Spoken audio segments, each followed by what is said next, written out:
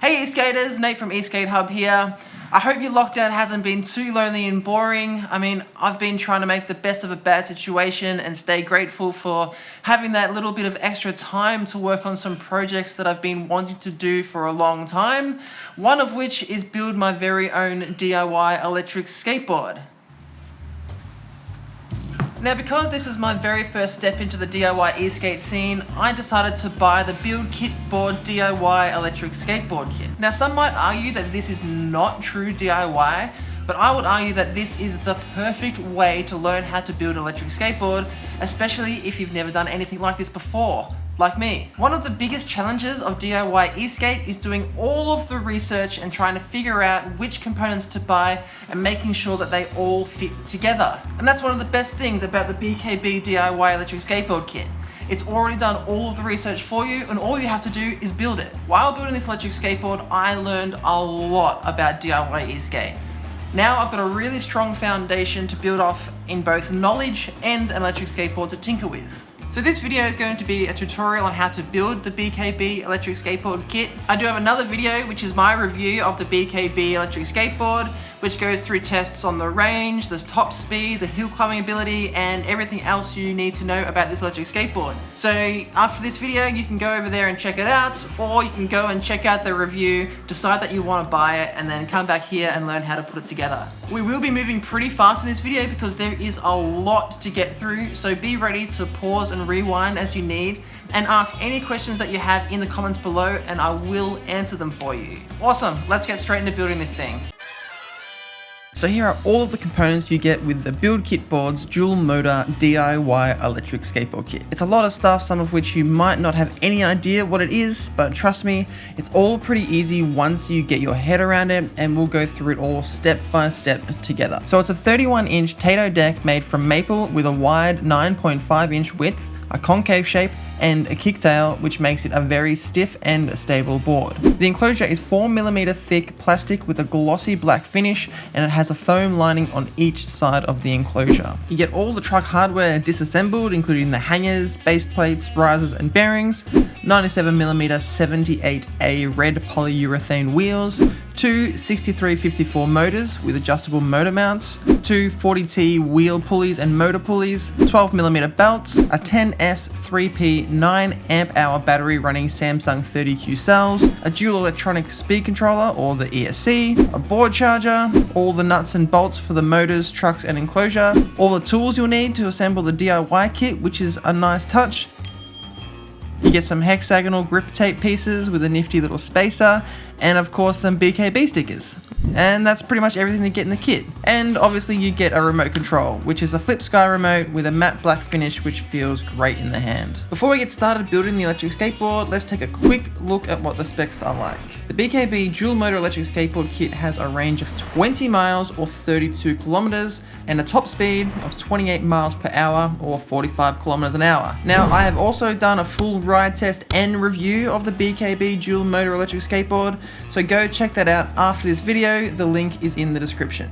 Alright, let's get building. We'll start with the trucks, so grab the hangers, base plates, and T-tool. Start by loosening the nut on the base plate with the T-tool until you can take the top bushing straight off.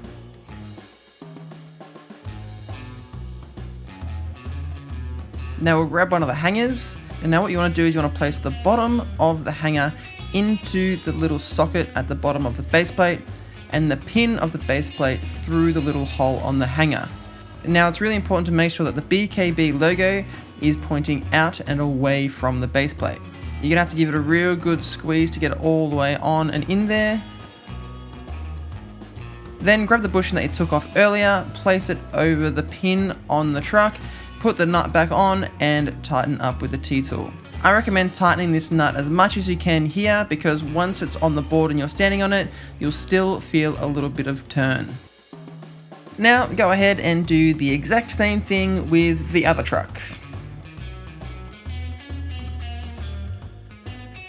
Nice, now we've got two complete trucks. Now take a look at the trucks that we just built, and you'll notice that they're both slightly different. The one that has got the silver cutoff and is a little bit shorter than the other is the one for the back truck, which will hold the motors. Remember that for later on when we go to mount the motors onto the trucks. Let's now put the bearings inside the wheels, so grab all 4 wheels and the small tin of bearings.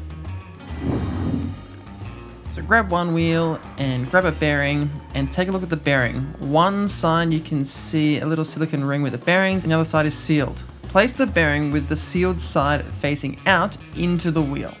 You're going to need to give it a really good push. You can see here that mine is not sitting quite flush, so I had to give it an extra hard push to get it inside the wheel. A good little trick to make this process a lot easier is to grab the truck that you've already built and place the bearing onto the axle with the sealed side of the bearing facing the truck. Now stand the truck upright and place the wheel onto the truck axle and apply some pressure downwards. You'll notice that the bearing goes into the wheel a lot easier this way.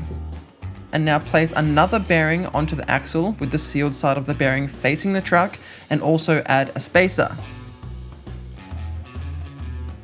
Put the other side of the wheel onto the axle and push down. That is the easiest way to install the bearings and the spacers into the wheels. Now continue this process until you've got all 4 wheels with bearings and spacers in them. Let's put the wheels onto the front truck. Grab the longer truck, which is the front one, and take off the nut and washers. I've already done this because I used this truck to fit the bearings to the wheels earlier. The important thing to note here is that a washer goes on either side of the wheel. So it goes truck, washer, wheel, washer, and nut. Tighten it up as far as it'll go and then loosen it back one turn to allow the wheel to spin freely. Turn it around and do the exact same thing for the other wheel, but only do this truck at the moment because the way that we install the wheels on the rear trucks is going to be different because of the motors. Speaking of motors, let's move on to mounting the motors onto the motor mounts so that we can get them ready to put on the trucks. Now these motors both look pretty much identical, but one is for the left and one is for the right. This one here on the right hand side is for the right side of the motor. This one here is for the left. So put the right one away and keep the left because we're going to build the left side motor first. So grab that motor, you'll know because it's got an L on it. The other one will have an R on it. You also want to grab the bolts for the motors. This is the motor pulley. Go ahead and grab that. You'll need this little Allen key. It's just going to be trial and error to see which one fits. And you'll also need the Loctite. So what you're going to want to do is align these little holes in the motor with the spacers in the motor mount. And these cables that come out of the motor are going to line up with this groove on the motor mount. So flip over the motor mount, place it over the little pin of the motor, and you'll be able to see that the holes and the spacers line up together. And on the other side, the cables sit nice and flush against that little groove on the motor mount. Attach the motor to the mount by screwing in a bolt on each 4 sides of the mount. For the area that has 2 holes next to each other, I used the outside holes to screw the bolts into. You don't want to tighten the screws completely because you'll need a bit of movement when it comes to installing the belts. Grab the motor pulley and one of the small Allen keys and loosen off the grub screws in the motor pulley until you can't see them through the middle. Get this little keyway and place it into the motor shaft. You might need to rotate it a few times to get it to sit properly. Place the Allen key between the keyway and the motor mount to keep the keyway in place and slide the motor pulley onto the motor shaft. Now this could be tricky, but keep wiggling it until it's on. If it doesn't seem to be going on, rotate the keyway and try it again. There should be a bit of a distance between the pulley and the mount, and you should also be able to see a little bit of the shaft poking out of the pulley. Once it's on, tighten the grub screws just enough to keep the motor pulley in place. It doesn't need to be completely tight right now. Now repeat these steps for the right hand side motor, and you'll have 2 motors ready to be installed. So grab the rear truck, it's the shorter one and you probably haven't put the wheels on it yet. Undo the bolts and take the washers off on both sides. Grab the right motor and the large Allen key and undo those bolts on the motor mount. Slide the motor mount with the motor facing the truck onto the hanger of the trucks. Just before tightening these bolts on the motor mount, you want to take them out and add some Loctite to it. Take a wheel and the wheel pulley and slide the wheel pulley into the wheel. Grab a washer and place it onto the shaft of the truck, followed by the wheel. You'll have to give the wheel a good twist to line up the spacer. Push the wheel on as far as it'll go, and then add another washer and the nut and tighten it up. Take this little spacer and put it between the motor mount and the wheel pulley. Then grab your Allen key and tighten up the motor mount against the trucks. You'll want to tighten these bolts little by little on each side so that the motor mount stays straight.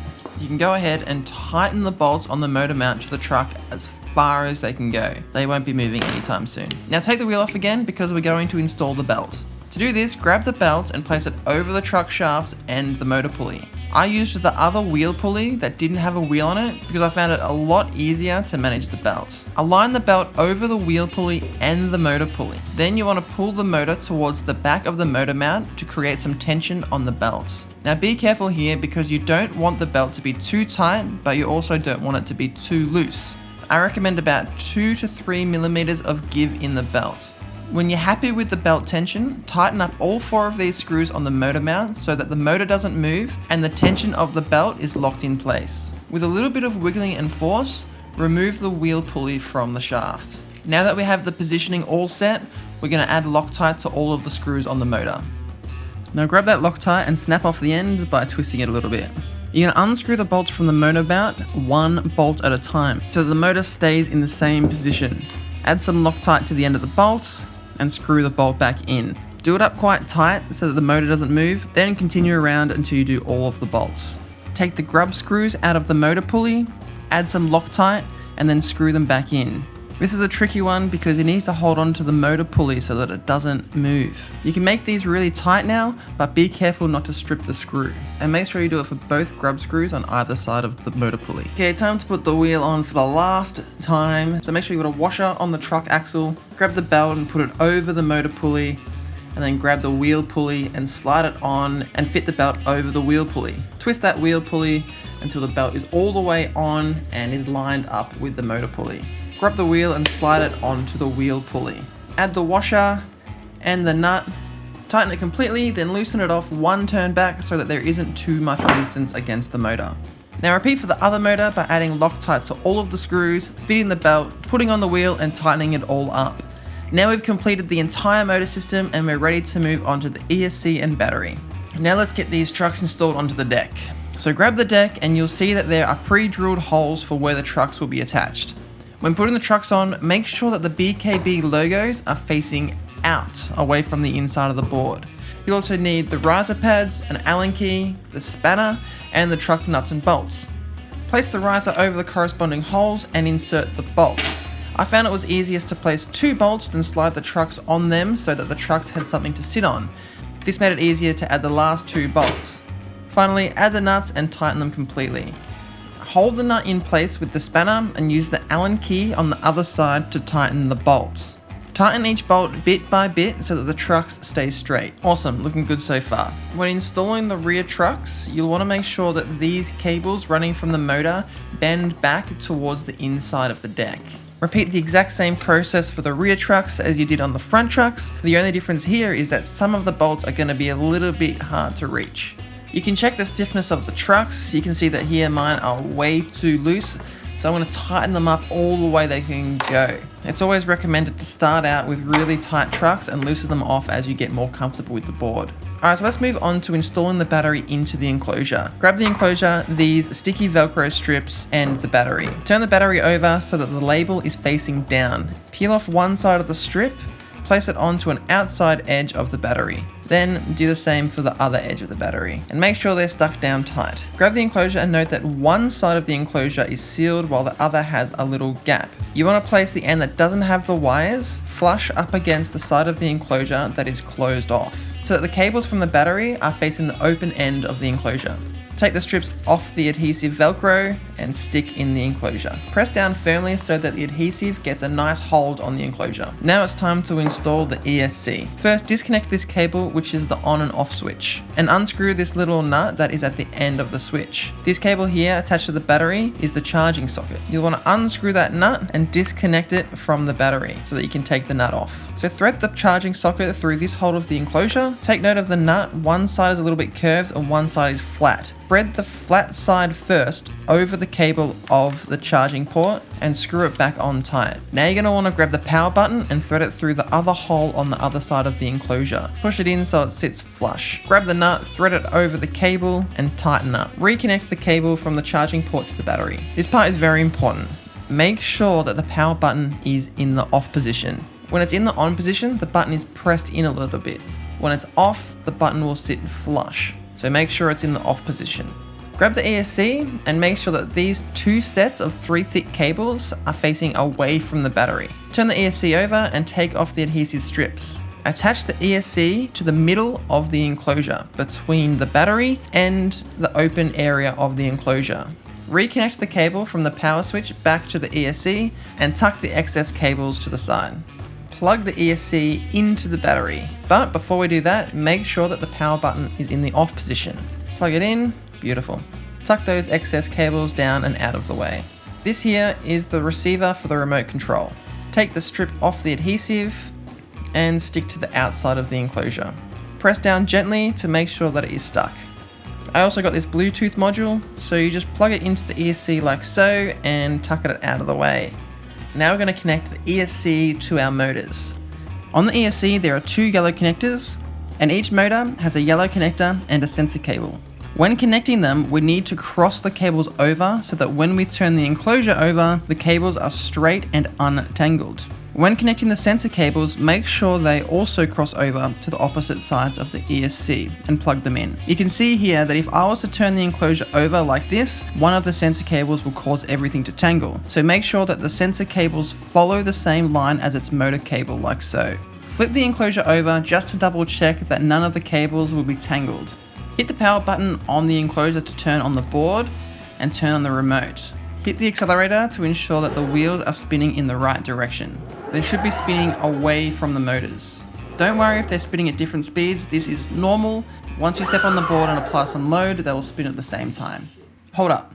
Just before you move on to the next part, make sure you turn the remote and the board off. You don't want those motors spinning during this next part. Here's another tricky part. You want to get as much of the cables from the motor inside the enclosure, but you don't want them to sit over the top of the ESC. This took me quite a few goes to get right.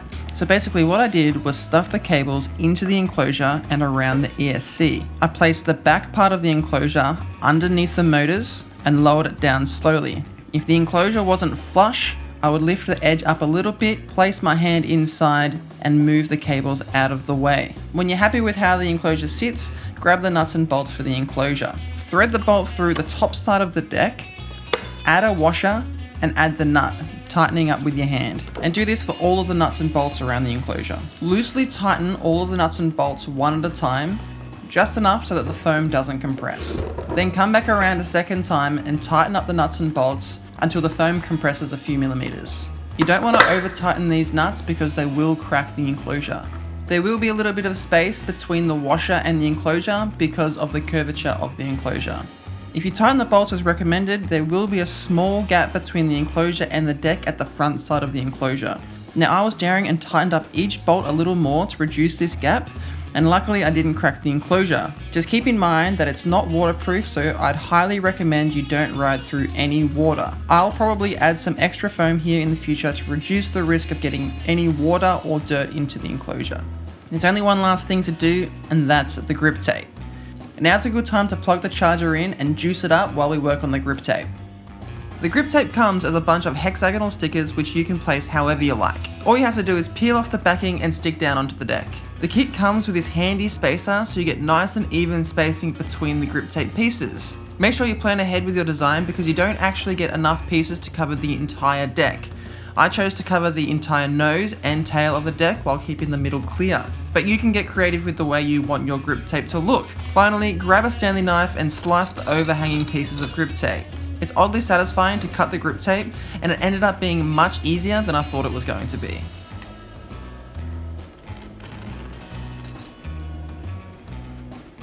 Alright, that's it. We just built the BKB DIY electric skateboard with our own bare hands. And I gotta say, it looks pretty awesome. And now it's time to take it out for a spin, so hit that like button, subscribe, and head on over to check out my video of the Build Kit Boards electric skateboard review to see what this beast is really capable of. Check the link in the description, and I'll see you over there.